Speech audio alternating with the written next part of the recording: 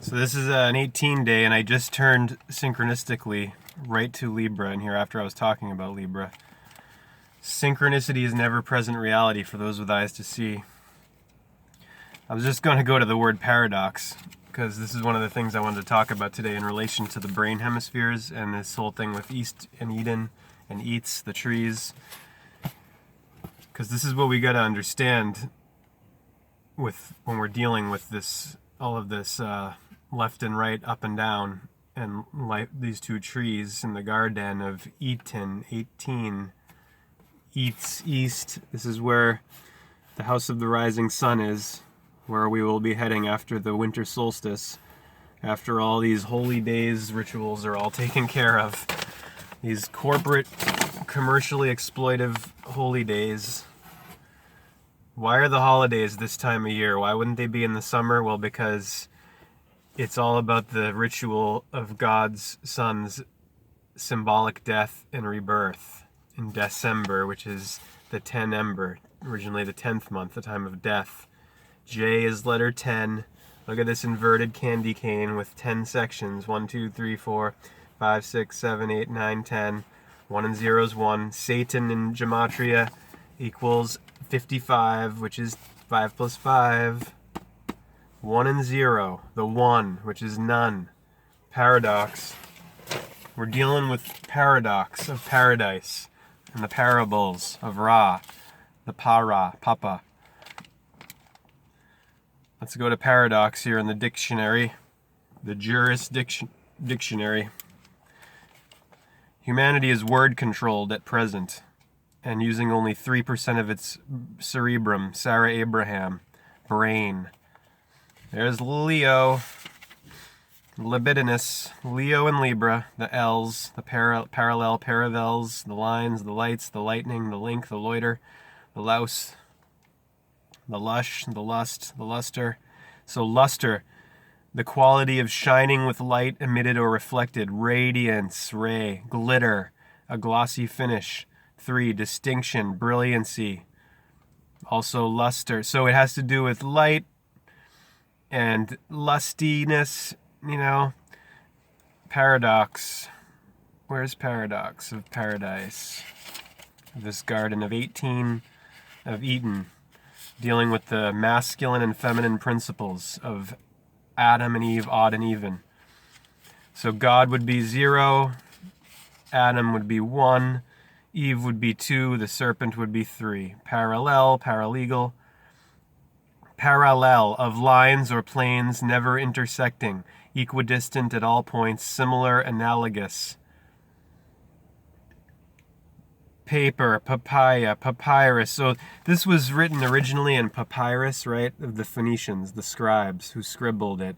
And before you had them, you had Indian philosophy, you had the Vedas, you had the Phoenicians, the Canaanites with their bull god El, which is why the Hebrew became Elohim and Arabic became Allah.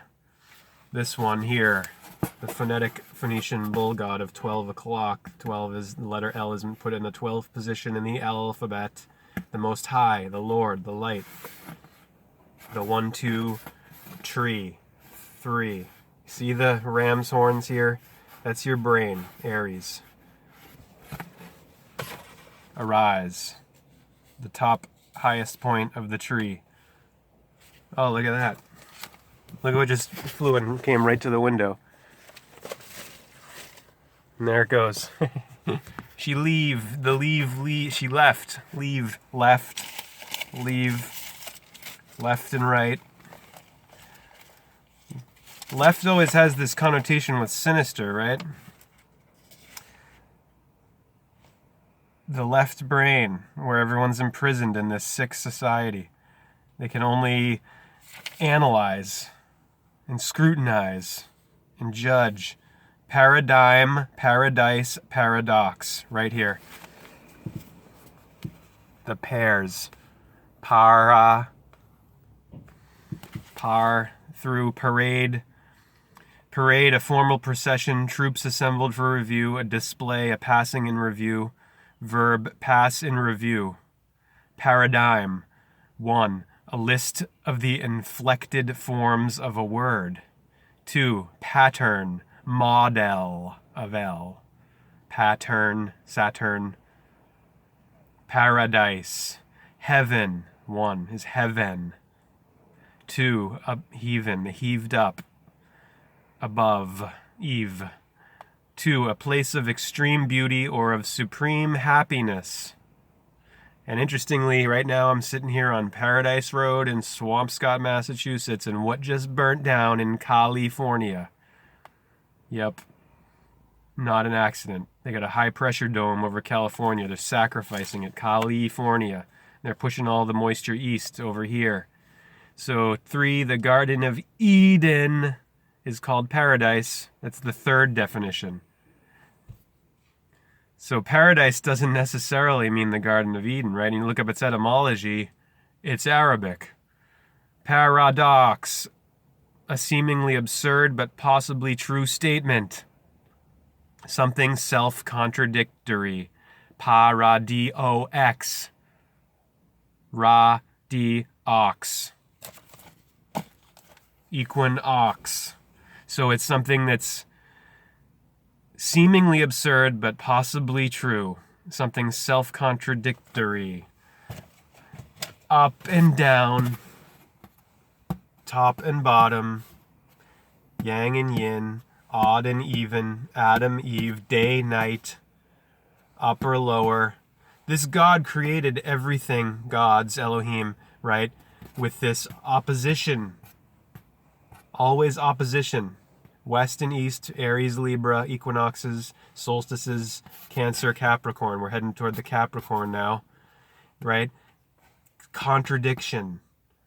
Antonyms, antinames. Adam and Eve, odd and even, dawn and evening. Everything is about this. Everything. Your left and your right brain hemispheres, right? So how should we look at this with the brain hemispheres? Because this gets confusing. Because if this is, as I've gone into over and over, if this is your lower body here, your heel of hell, right? Pisces in the feet. In the shins of the sins is Aquarius. In the kneecaps is Capricorn. In the thighs is the sag of Taurus, Sagittarius, where the sun will be shortly here in a couple weeks, or 1 week actually. And then in the genitals of Scorpio, where we are now. And then in the hips of Libra, the genitals, and then the hips at the balance point of Libra here. And then in the belly, Leo, where the virgin birth happens and you go up into the solar plexus of Leo. So that would be Virgo in the belly, Leo in the solar plexus, and then in the Cancer, crab, breastbone. Remember, this is all going horizontally. This is how you'd have to understand what I'm going through here, the body with the head and the hips. But see, it's all different because you get the feet, because the feet are wrapped around meeting the head, how they depict it in this one with the sine wave. Look that up. In fact, I want you to please look up everything I'm saying. Don't just believe me. I don't want you to believe me. B-E-L-I-E-V-E. Usually someone maybe always someone who says, oh, believe me, right? Like Trump, believe me. I can barely keep my eyes open. I want a wall. Believe me. Those are salesmen, you know. Is that like the serpent in the garden? Because the serpent's cunning. And he's subtle. Serpent. He's dormant down here at the beginning, the serpent. S-E-R-P-E-N-T, same as present, the moment, the now. What is this tree of knowledge? What are we really dealing with here? You've been told what this is, but do you know for yourself? Have you explored it? Have you questioned what the authorities, what your ministers and pastors and priests have told you what this is? Because if you're misinterpreting Genesis, if you're taking it the wrong way, the beginning of the book, the genetics, the origins, right? That means the whole thing is going to be misinterpreted. If you're taking it literally, you're misinterpreting it because it's not literal. Quite obviously, serpents don't talk in reality. Have you ever had a snake come up to you and say anything? Have you ever had a literal God walk up to you and say, "Oh, how dare you for eating from that tree"?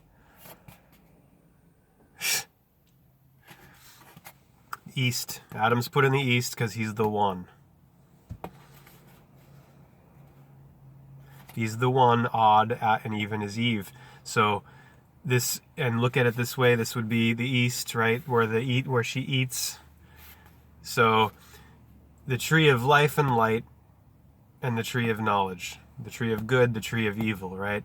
So this serpent comes and says to Eve, even evil, that, are you sure that you're going to die? Do you really believe this, God? He's getting in her head, right? Well, the serpent would represent your spinal cord. Adam would represent your body. The gods would represent the seven deities, and the seven seals and Revelations, the seven chakras going up the spine, the pine tree, brain tree, the trees. And then Eve would be the psyche. Adam's the body, Eve's the psyche. So the only trouble starts happening when Adam eats it too, right? Up until then, it's nothing has really happened. We're dealing with a story, a torus, that goes around. It's a circuitry, and your brain is circuitry, with its two hemispheres and the corpus callosum in the mid-L, the midline. So then you got Cancer in the sternum, the stardom. You got Gemini in the arms and the lungs, the breath of the twins, the two ends of time, Thomas, Tammuz, and then you got the cerebellum, the throat, and the back brain, cerebellum, the bell, the bull, the Lord, and the throat. And the cerebellum is hooked up to the left hemisphere with the language centers, right? Ang, language, Ang, Yang, the sun, the bull. The whole brain is in this area here. Upper, right? This is the tree of life and light. This is where your brain is, and this is where your lower body is. So the right hemisphere is here, the left hemisphere is here, right? Right.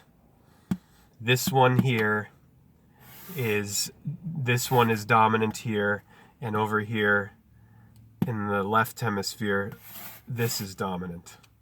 Yang is dominant in the left hemisphere. Adam, yin, Eve, even is dominant in the right hemisphere.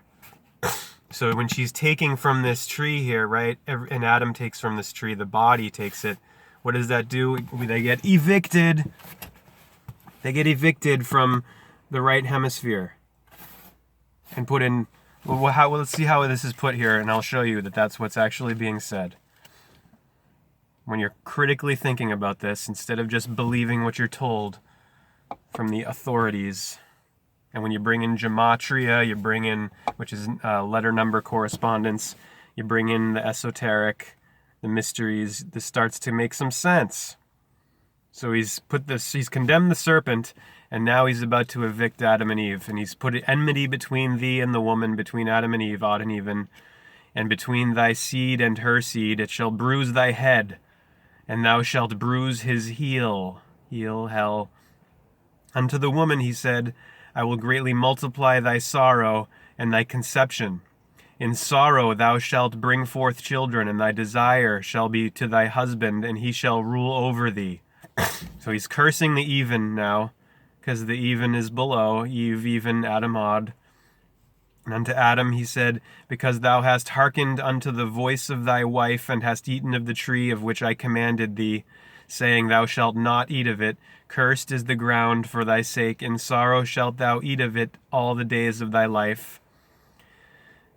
And remember, this is Elohim, God's plural, not singular. And 18, thorns also and thistles shall it bring forth to thee, and thou shalt eat the herb of the field. In the sweat of thy face shalt thou eat bread. Eats, till thou return unto the ground. For out of it wast thou taken, for dust thou art, and unto dust shalt thou return. And Adam, that's death, right? Obviously, we're going to continue part 3 in a second.